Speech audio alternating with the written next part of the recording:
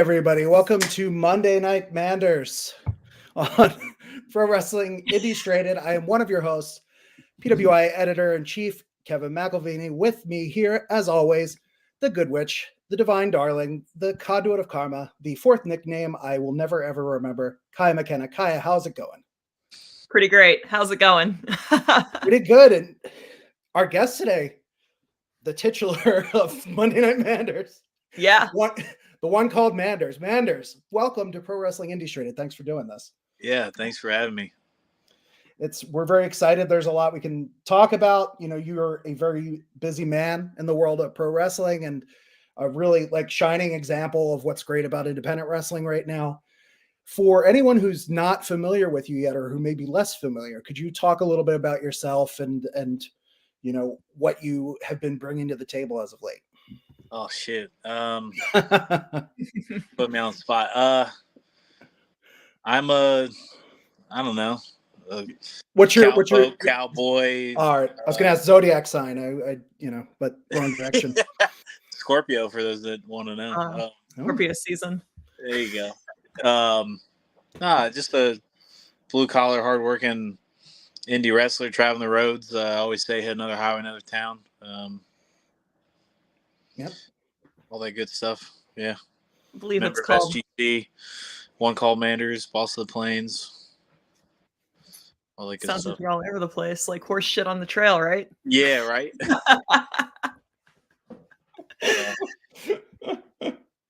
Yeah. Let's jump into some of this. Kaia, I think. Yeah, so clearly you've been all over the roads, more so than ever before in this past year. You've always been someone who's been a grinder, a go-getter, getting after it with a hustle. What are some of your biggest accomplishments from this past year?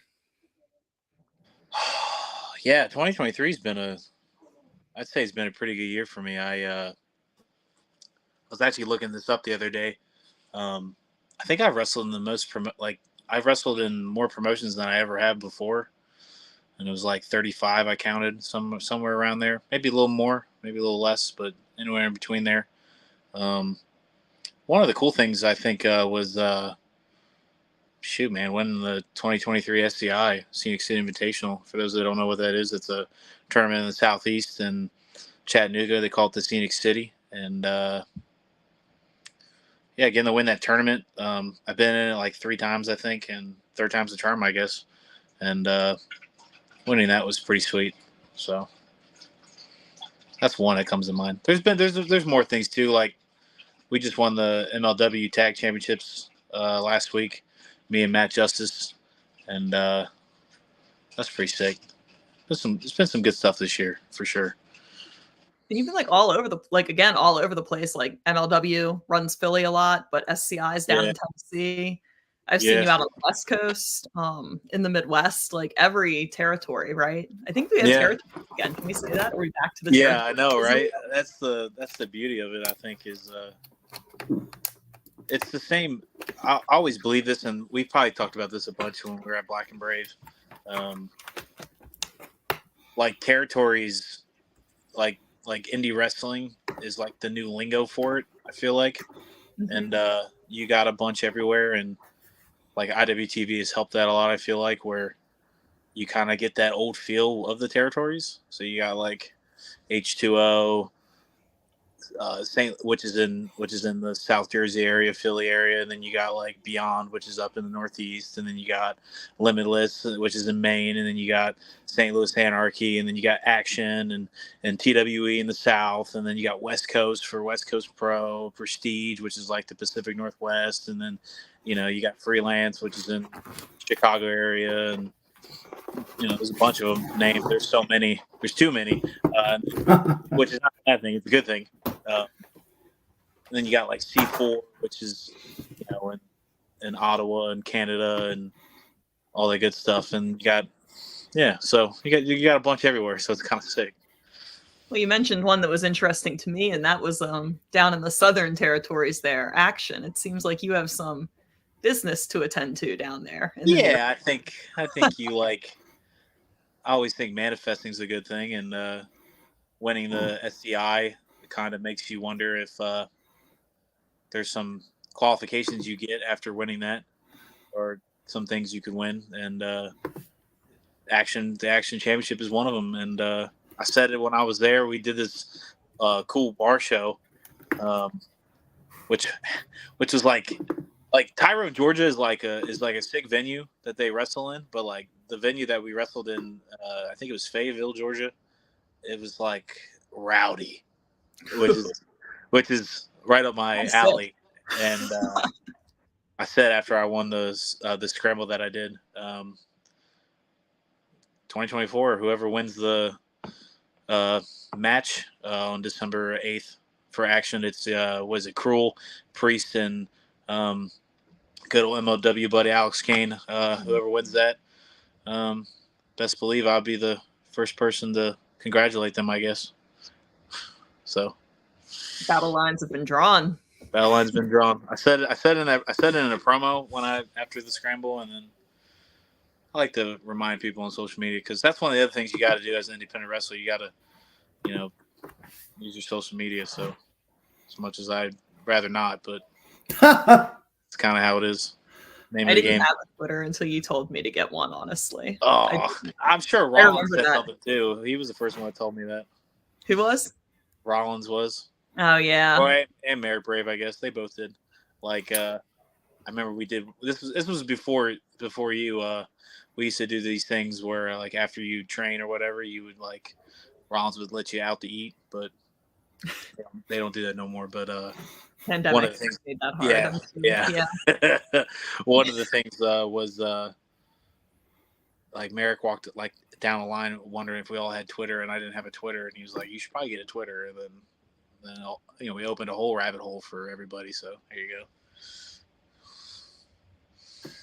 So, I mean, one other thing to talk about, because listening a lot of indies, and this is an indie wrestling focused show, there's a company that certainly has a lot of overlap with the independents, and that's Major League Wrestling. So first of all, congratulations winning the World Tag Team Championship there. Yeah, it was pretty cool. A couple weekends back, I was there for the show. It was You were. Yes, yeah. You were.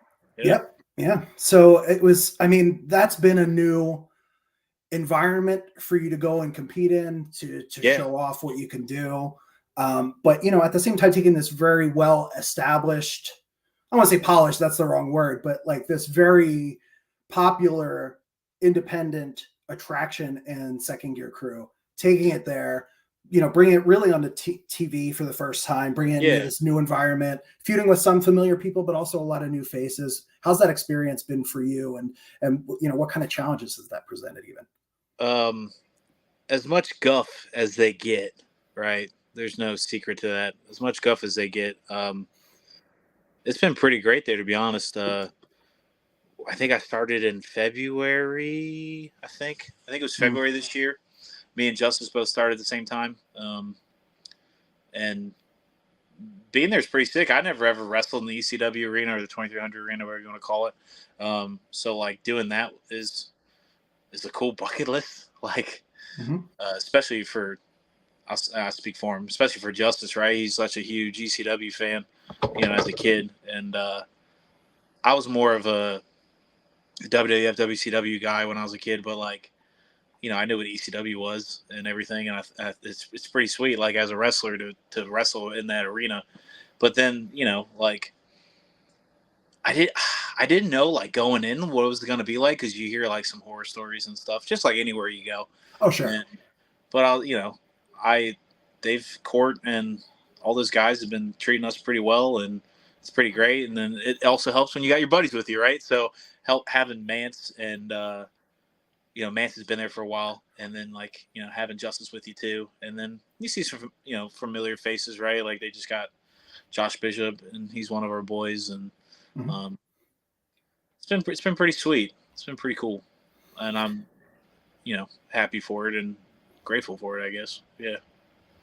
It's interesting because Kevin and I were just talking the other day about how you don't see a lot of factions on the independents, or at least not as prominently featured. Not really. No. Yeah, on WWE. And like, how do you think being a part of SGC has helped your career, or helped make you different and make you stand out on the indies, which are like so overcrowded these days? It's funny. Like we were all like, buddies on the road. We weren't really buddies on like camera or like a TV or like a stream or whatever. Like we never brought it out on like actual shows. Everybody just knew on the after party, all of us were hanging out, right? Or like, or even during the show or whatever, before, or whatever you want to call it. And it's like so natural, I guess, or organic, because like we're all buddies, So like it's, it makes it like easier for you when you're out there wrestling.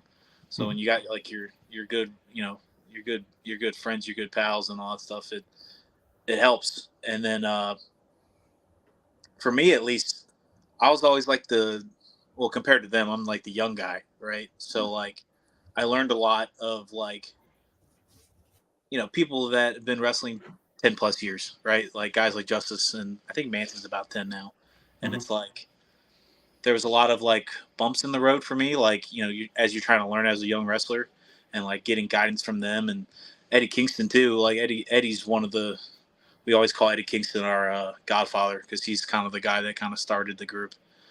And just like being around those guys, you always want to be with people or around people that are better than you. I always think that, and because like you're either getting better or worse, right? There's no like in the middle for me. That's what I believe, at least. And like during those like, because like we kind of started it really like when the like right at the end of 2019 and like into the pandemic.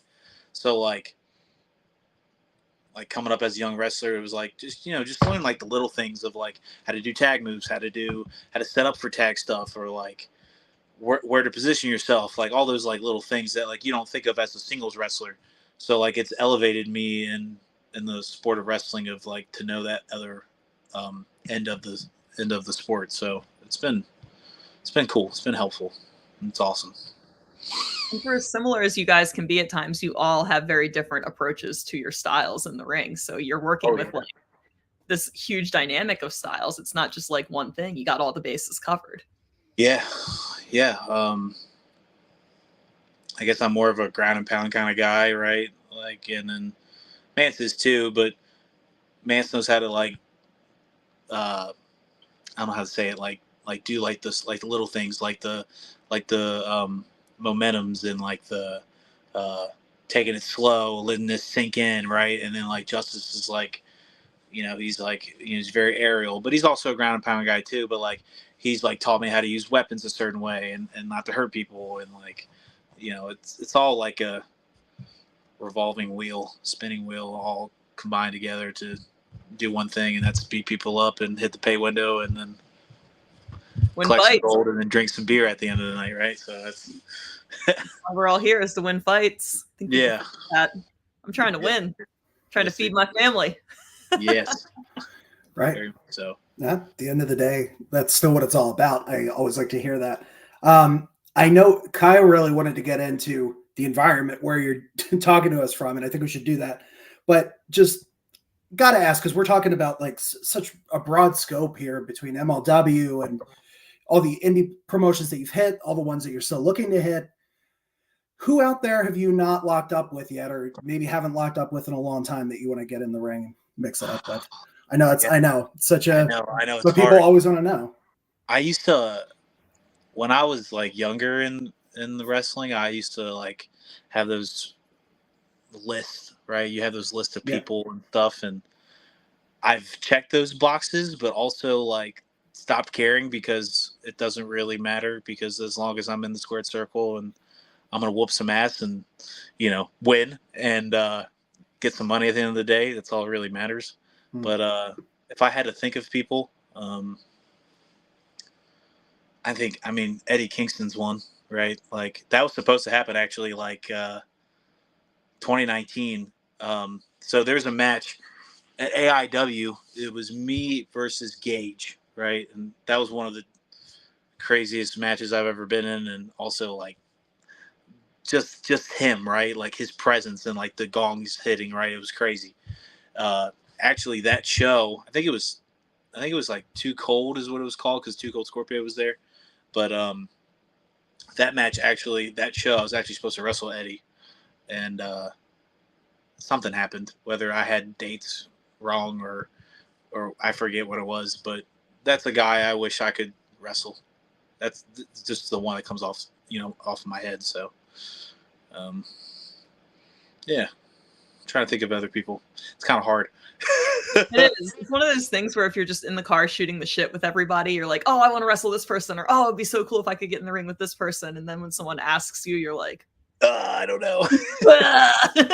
Get all gun shy. It's always an easy answer, and no one ever takes Yeah. it. Just be like Kaia, she's right here. Like oh man, I don't know. Nobody wants to come at her because she's sitting there with the crown on. This is the distraction. You see, Right. I have all of this illustrious grandeur, so people underestimate me, and then I just beat the shit out of them, and they don't know what to do with themselves because they weren't expecting it. That's the trick. It is the trick. Everybody's like looking at my crown, and then I kick them in the head, and they're like, "Oh shit, wait." Yeah. I actually have a question because we were talking about like dream opponents, and this is just something I think of, and I didn't know if you've ever thought of this, but if you had to have a WrestleMania like main event entrance, like what would you want to do for your entrance? Because like think of all the iconic WrestleMania entrances over the years, like Shawn coming down from the ceiling and stuff like that. Like what would you want to do if you could do anything? Shit. And you can't say a throne made of skulls. That's it's been done. I think I never really think of these things. If I had to, it'd probably be some like old Western, like John Wayne, like badass entrance, I guess. Like whether I'm riding, that or like riding off of I mean, Brock Lesnar kind of did it right at SummerSlam where he came out in the Case IH tractor, which was sick. But maybe it might be more John Deere. I don't know. Coming off of a stagecoach, I guess, would be kind of sick. Yeah. You're kind of like Outlaw Manders. Yeah, something like that. But maybe instead of WrestleMania, it'd probably be the Tokyo Dome. For like that would be awesome too. I think that'd be my pick. Yeah, do they really do like a sepia toned also because everyone does black and white, but nobody goes with like aging film look. Yeah. Something like rugged or whatever. Maybe like something like Johnny Cash kind of thing. That'd be kind of sick. I don't know. Oh yeah. Like Man in Black or something. Prison train and stuff going by first or whatever. That'd be fun. Yeah. Yeah. Okay, now we're on to something. We're on to something now. But yeah, I think if I had to pick between like what event it would definitely be Tokyo Dome. That's like New Japan would be like that's like my WrestleMania. Not that if WrestleMania was there, if I didn't take it, of course I'd take it, but if we're picking here, that's what I'd pick. So I think you would be and I mean certainly not unprecedented for cowboys to be wrestling in Japan, but like it's not the usual. So I think you would stand out in a very positive way over there. Yeah, I think obviously my influences of like if you don't know me, right, like and if you're learning this now, right, like and the people that do, like they know I love All Japan Pro Wrestling and like the Kings Road style, which is that's a whole nother rabbit hole we can get into, but like guys like Bruiser Brody, Dr. Death, Terry Funk, Hanson, like Abdullah, all those guys, like that's kind of like my cup of tea, I guess, or cup of coffee I'd prefer. But yeah, that'd be the thing for me. So did I send you that Stan Hansen match from IWR in Puerto Rico against Carlos Colon? Oh yeah. He's just like going ham, and all the announcing is in Spanish, obviously, and the guy's just like yelling, cabeza, cabeza, cabeza, cabeza. That's where the hits are happening. He did like a trilogy, right? With yeah. Like one was like a regular match, the other one was like a bull rope match, and then the other one was a cage match. Yep. Hansen was cooking. I've seen. I think Puerto Rico would be sick too. Oh yeah. Well, they still run, right? Like they're still running. It's bouncing back a bit. Yeah, I mean, obviously all the problems in Puerto Rico with just all the difficulties they've faced on the island. Like for them to come back from that. But I'm seeing a lot more. I'm seeing clips posted. The two big promotions, WWC and IWA, they're both still running pretty frequently. So, I'd really like to see a resurgence. Probably, was it Backlash was there earlier this year? So I was gonna say that pay-per-view was pretty sick. the energy in that room was insane. Oh yeah, yeah. There's definitely like were a hunger for it. Yeah. And there's something about Spanish announcing that like just sounds so much better than American announcing sometimes. I don't know what it is. I don't know if it's because it's the language. I don't know. Maybe I think it's the people. They're just so like so more emotionally invested. It always comes down to the people, the enthusiasm, and I mean, I don't know. And no offense to the English commentary guys on AAA, but like I love listening to Hugo Savinovich on there because I mean he has his catchphrases, he has his beats that he hits. Yes. You know, I don't know a ton of Spanish, but I know like enough that I'm getting the gist of what he's saying. But even if I didn't, it's the enthusiasm's there. That's all you need. I actually met him at MLW. He was there for a little bit. Like I remember seeing him. He was agenting or something. It was cool. It was cool, like to have him as an agent. Then you see like his gig mark scars and just like right. You're just like that's so cool. Like this guy's sick. Yeah, he was awesome. It's very easy to think of, especially like these announcers who've been doing it for so long and have become iconic. You know, and of course his work at WWE for decades first. Yeah. But, you know, they so often have had history in the ring, you know, and it's, I mean, you know, going back to someone like Gorilla Monsoon, you know, was just this really fearsome dude at like big badass in the ring. And then, you know, became this kind of cuddly announcer type. But like the reason he had that authority and fans were willing to take him on is because he had that credibility. So it's a pretty awesome thing. I got another guy for you. It just popped in my brain. I don't know why I didn't say it. It's, because it's an elephant in the room for me, at least, is Moxley. Yeah, I feel that's got to happen, right? Yeah, like, I think Revolver maybe. I was going to say if Revolver is watching this, Sammy keeps putting the carrot over me, so he keeps carroting it. Like every show, he'll be like, "Oh, you know, maybe we do this," but you know, he's been saying he's been over 3 with Gringo, so we'll wait till Gringo Moxley first before it's me and him. It was kind of cool though to tag with him though. I was just gonna say you had the multi-man tag match. Yeah, we did an 8-man with him. It was me and the boys versus him, and it was just to have like so like Moxley is a very successful pro wrestler, right? Obviously, and like to have like a guy that like says the same things, like how we call matches or how we talk about matches or like influences or like what we like and like all that kind of stuff, like to have somebody like up here on the echelon and like talk like that, it like made us all like, oh my god, there's still hope in pro wrestling, like for us, because like sometimes like you'll and this isn't me like I'm not shitting on anybody or shit talking or whatever, but like sometimes like wrestling can be too choreographed and like it kind of like drives me nuts. And so just to have him and like hear how he was like talking with us about it, it was like such a breath of fresh air.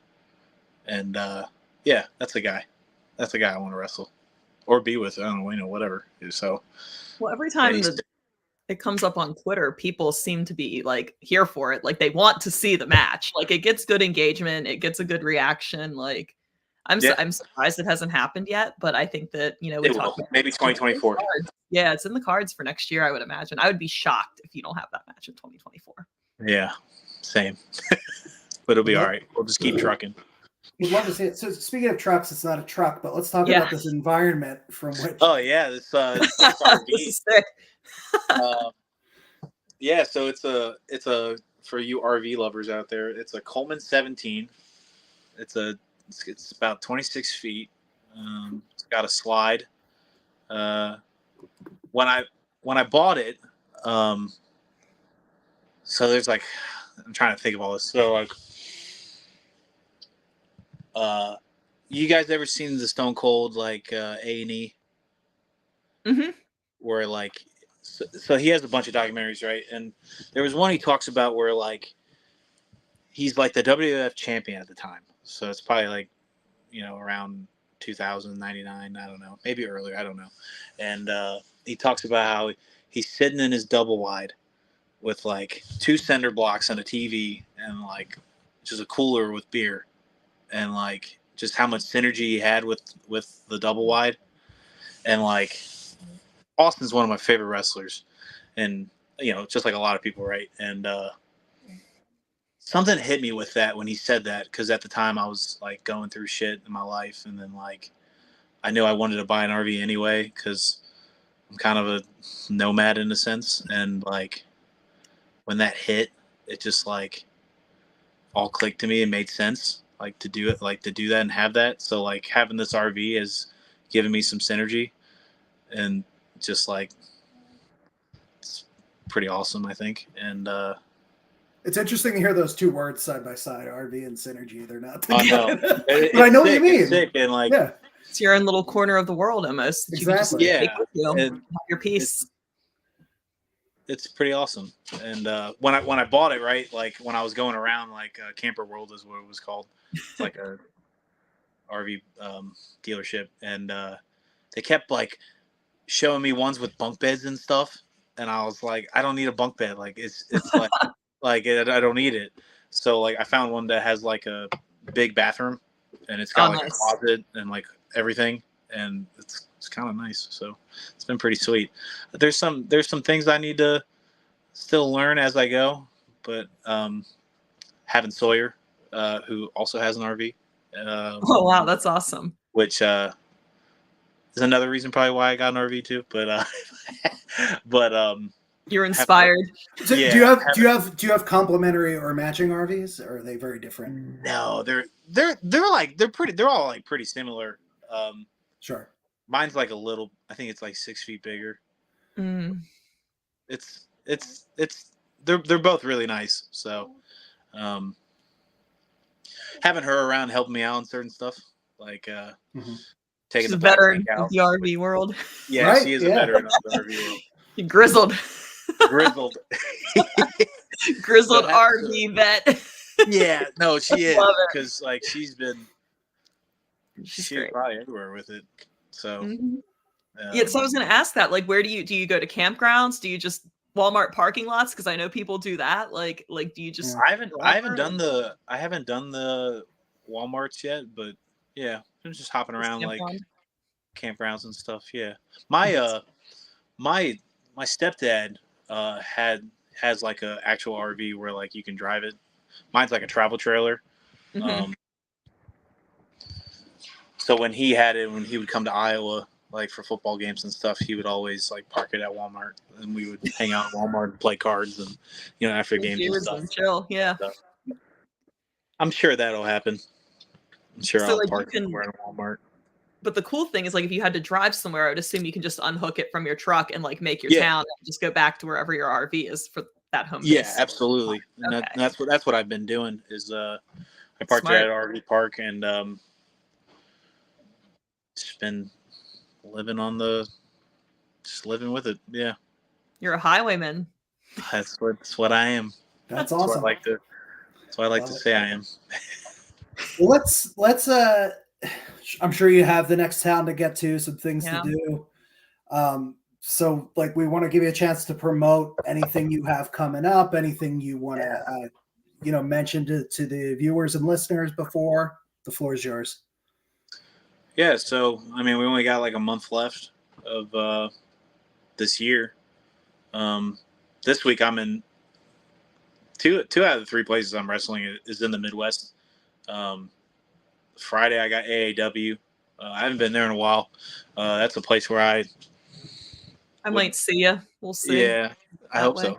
Yeah, I'm leaving tomorrow, so maybe I'll see you there. We'll see. That was a place I cut my teeth outside of SCW in Iowa. Danny Daniels trained Rollins, so Danny Daniels, baby. See the lineage of that stuff, and so I'm there Friday, and that's in Chicago, and then I got Revolver the next day, which is in Iowa, so it'd be cool. It'd be cool to go back to Iowa. It's gonna be cold as hell. Bro, it's the season finale for Revolver, right? Pretty big show. Yes, the season finale. I think it's a 6-man, so it's me and the boys versus this new fucking team called Red or whatever, some Sammy thing he created, but whatever. It's besides the point. And they were gonna kill him no matter what. Yeah. Screw those guys. And and then the next day I gotta hop on a plane and go wrestle in Brooklyn. So for GCW, and then I'll come back home, and then literally in like 2 days after that, it's MLW on Thursday on the 7th in Melrose. So I'm literally going back to where I was on the Sunday or whatever, and then Yep. and I think I'm in LA too the next day, or 2 days later or something for GCW, and then I have a week off, which is crazy. I know. It's probably good for me though. And then we got the Atlantic City stuff. So yeah. Yeah, the end of the year. That's kind of it in December. And then cool. 2024 is going to be sweet. At least the one thing I mean, there's a couple things I know. I got St. Louis Anarchy in January. They just announced that the dog collar match. So it's like the rubber match. Me and Mad Dog Connolly, and keeps talking shit about how I'm a coward. So we're gonna beat him at his own game. And then I know in March we're going back to Germany, which is sick. I won the qualifying match against Axel, which is kind of crazy because he's like their guy. And we're doing 16 karat, which is kind of sick. So that's amazing. I'm actually awesome. It's early days, but I am exploring the option of going out there to cover it for PWI. People have been urging me to do it for a few years now, so we'll see. Got to. But yeah. Oh yeah, Dylan says can't wait for Manders versus Mad Dog. That's awesome. Yeah. Dylan's cool. Dylan's like Dylan's great. Dylan's like the highwayman of fans. Like that dude's everywhere. Dylan all over. He literally goes everywhere, and we do it for money, right? And for the money and the glory, I guess. But he does it because he loves wrestling. We all love wrestling, right? But he's doing it without the money part, which is crazy. And pure love of the game. I've known, pure love of the game. And I've known Dylan for a hot minute. So, and your socials so that people can see your 2024 bookings graphic. Yeah, you can. I did one the other day where it was like a picture of me smoking a cigarette, and it was actually at a Prestige show in Montana, which was pretty sick. I never thought I'd wrestle in Montana, and turned out like it was like that 400. Their show in Missoula? Yeah, it was like 400 people. It was crazy. Yeah, they don't ever get wrestling. They were probably like, hell yeah, let's go. No, it was awesome. The bar scene was crazy. Me and Filthy Tom, we went to like one of the Missoula bars, and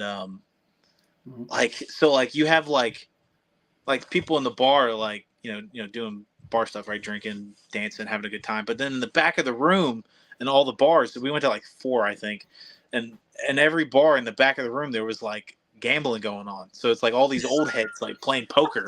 I've never seen that. I've seen people play poker at a bar, but like at like a. Did any of them like grab you by the back of the head and drag you along the bar? Like, hey, we're gonna play poker. It was wild. I just was like back there. I'm like, what the hell is this? It was kind of sick. But no, you can find me on Twitter and Instagram and Facebook at the one called _Manders. If you want to buy some merch and stuff, I got a Big Cartel link in my socials. You click on those. Got new beanies coming out, so you should probably get those before it gets cold, or it's already getting cold, but you should probably buy them. Help me out. I think t-shirt places is Deathmatch Worldwide and Pro Wrestling Keys as well. So yeah. Cool. A lot of Cyber Week sales going on. Lots of cool. Yeah, you gotta get it. It's Monday, so yeah. I'll put in a quick plug that there's going to be wrestling at Constadter's in Northeast Philadelphia which is bizarre. That's like an Oktoberfest type bar. I don't think there's ever been a wrestling event there, but I'm going to be there on Saturday taking photos for PWI. Come out and say hi if you see me. Kaia, anything coming up you want to plug? Oh man, I will be at MCW in Frederick on the 9th of December. Yeah. I will be I'm taking 2 weeks off for Christmas. I have to dog sit for my mom, so it's probably good though. I can dog sit, make some new gear, chill for a little bit, ship some merch. I will be at Restival. I'm wrestling for Blitzkrieg Pro there on the 20th or the 30th. I believe. And I got pretty stacked January. I'm going back down to Action in January as well. PWF in North Carolina. I'm debuting there in January, so I'm super excited about that.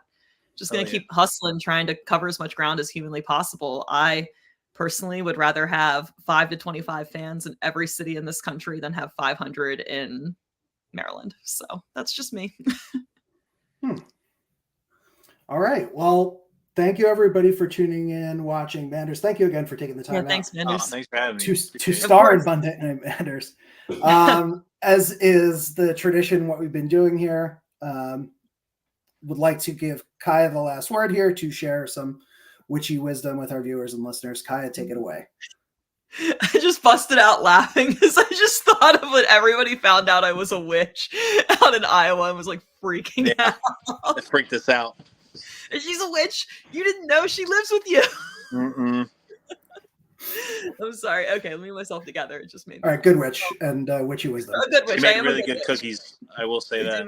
So that was the perk of having a witch at the Wrestle House. But they were poisoned because all my witchy shit was in the cookies. I'm still living. I'm still ticking. So if it's coming, let me know. I made oatmeal cream pies the last time I was out there. Homemade oatmeal cream pies, and they were fire. With slow acting poison. You love those. Yeah, even Crotch ate one, which is like rare because like he just has very. He eats. He doesn't eat anything exciting. He doesn't eat anything except like chili and apples. That's it. Chicken pot pies. We love. Crotch. Yeah. Oh. All right.